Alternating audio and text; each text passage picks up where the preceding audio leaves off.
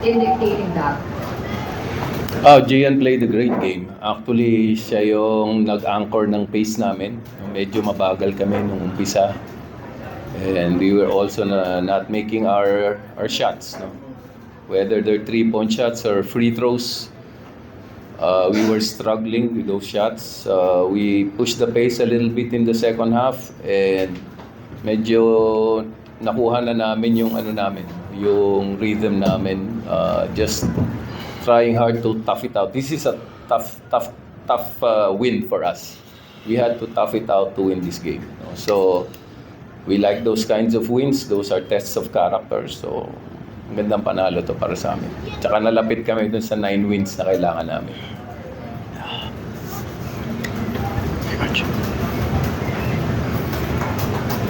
Thank you, Coach Yang. Now we would like to open the floor to our friends from the press. Coach, good evening. It's a tough loss and at the same time a good bounce back loss after the setback against Philippines. Bounce back win. Yeah, bounce back. Baka malasing kami yung ginagawa mo. Ha? Yun masarap na na panalo. No? Yung nag-struggle ka, no? Not an easy win. You just try to find ways to compensate for your siguro mga disadvantages namin no, sa laro. We also capitalized on the foul situation of the import. No, we were attacking him. We knew that there was really a tendency for him to foul. Jalen also came up with with big shots. No? And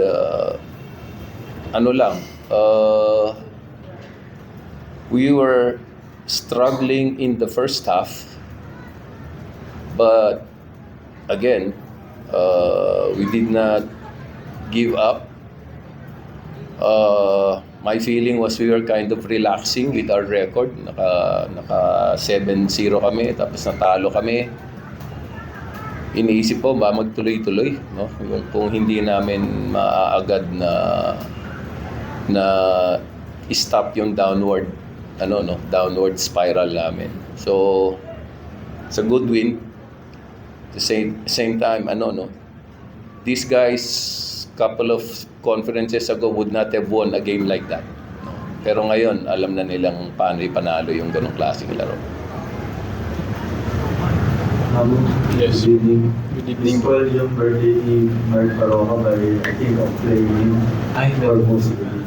This year, what's going on your mind about your matchup with Mark Paroja? Well, always a tough cover si Kuya Mark. Lagi niya akong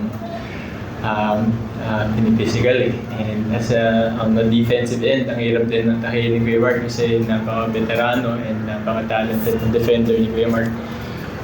So, buti na lang medyo nakahanap kami ng way to maka-downhill pa rin kami despite him being assigned to us. So, mga downhill players namin. So, ayun. Sorry Kuya Mark, spoil namin yung birthday mo, pero happy birthday Kuya Mark. Love na love kayo sa Kuya Mark. Coach, warm up lang. Ano lang yung tungkol dun sa nangyari sa NBA between I was, I think after a timeout, galing kami sa timeout, napaglingon ko sa court,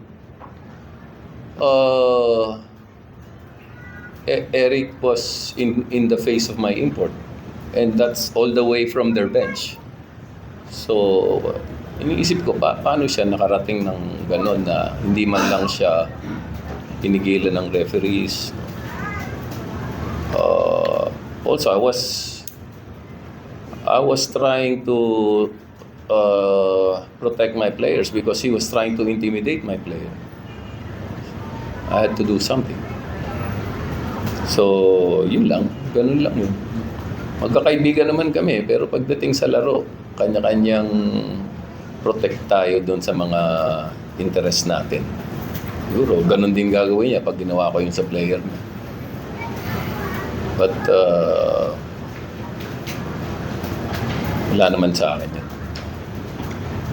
You have some words with him. He has some words with you.